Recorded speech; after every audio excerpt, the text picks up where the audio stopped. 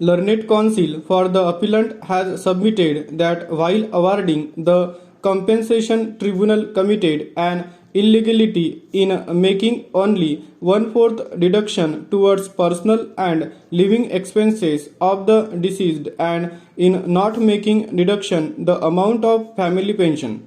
Learned counsel further submitted that from the FIR it is established that accident in question was a result of head-on collision of bus and motorcycle. Hence, in any case, the liability for making payment of compensation ought to have been operation, but the tribunal committed an illegality in not considering the same. Learned counsel further submitted that compensation awarded by the tribunal is excessive and exorbitant. The award therefore is liable to be modified. Para.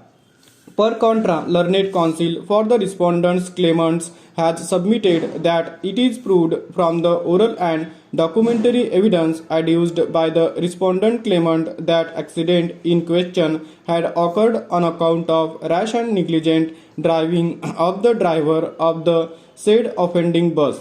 Deceased was not responsible for the accident in question. Learned counsel further submitted that impugned judgment and award passed by the tribunal is just and reasonable and therefore does not require any interference by this court. As such, this appeal is liable to be dismissed. Learned counsel for the claimant's respondents has further submitted that the matter in respect of permission to file the appeal under section 170 of the Motor Vehicles Act has been referred to the larger bench. He further submits that once the reference has been made to the larger bench, the question of obtaining the permission under section 170 of the Act is mandatory upon the appellant insurance company. If permission has not been granted, then the objection can be raised only on limited ground in regard to quantum. Para. We have examined the argument of learned counsel for the claimant's respondents and we find that points 3 to 5 have been referred to the larger bench, but they do not deal with the issue where the insurance company has been implicated as a party and has contested the claim before the tribunal. If the insurance company has been implicated as a party and had contested the claim before the tribunal, then the issue has been referred to the larger bench is not attracted.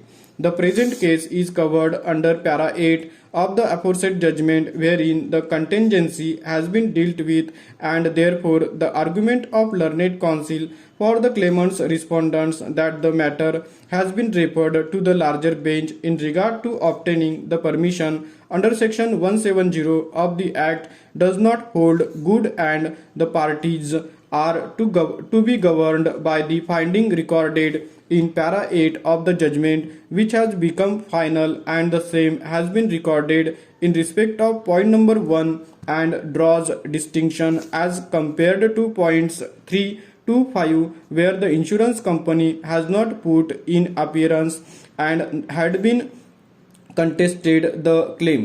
It is important to mention here that registration of FIR and filing of the charge sheet against the driver of the said offending bus are not in dispute.